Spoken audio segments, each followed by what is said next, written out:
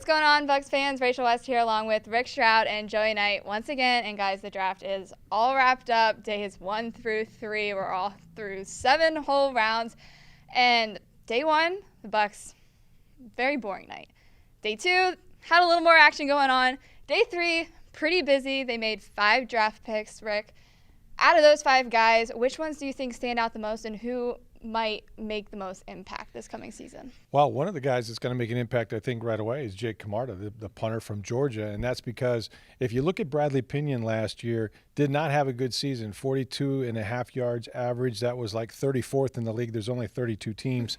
He was injured a little bit, but they get a guy from an SEC team, a champion team, that punted very, very well, including in the national championship game. So I think, you look at the Bucs' history of special teams. They've spent draft capital on kickers. It hasn't worked out. They're going to try it on a punter, and they feel pretty confident about Jake.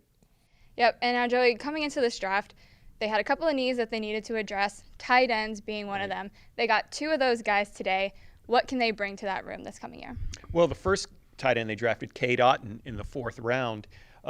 He probably would have gone higher. He had an ankle injury in November. He's still rehabbing. He says he'll be ready for training camp, but he's another Washington guy, University of Washington. He's the grandson of the all-time winningest high school coach in Washington State history. His dad's also a high school coach. This guy has a great football IQ, really fluid, good route runner, solid inline blocker, the kind of guy they're looking for, the kind of guy, frankly, that they need right now. And then in the 6th round, they get Ko Kieft, K-O. That's his legal first name, from Minnesota. Only had 9 catches over the past 2 seasons, but they drafted him to be a blocker. John Spytek, the vice president of player personnel, called him a mauler. And, Ko told us he'll get down and dirty with the worst of them in the trenches. So that's the kind of guy they drafted there. But it's something we talked about going into the draft they had to get, because even if Rob Gronkowski comes back, it's only for 1 year. And they entered the weekend with only 2 active tight ends on the roster. So they filled a need.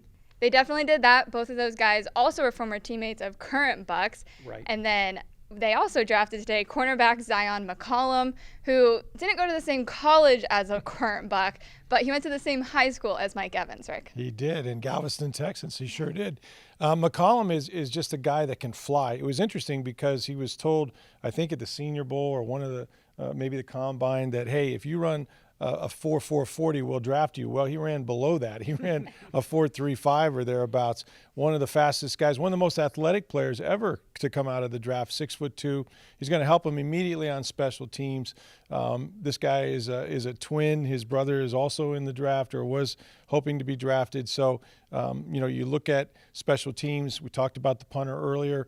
He'll make an immediate impact. And with all the injuries they had in the secondary, it's good to get another corner that can play. Oh, yeah. A little insurance, never a bad thing. Well, make sure you guys are keeping it tuned right here, as we've got all your off-season coverage for you leading up to the season over on social media at Sports by Tampa Bay Times, as well as tampabay.com.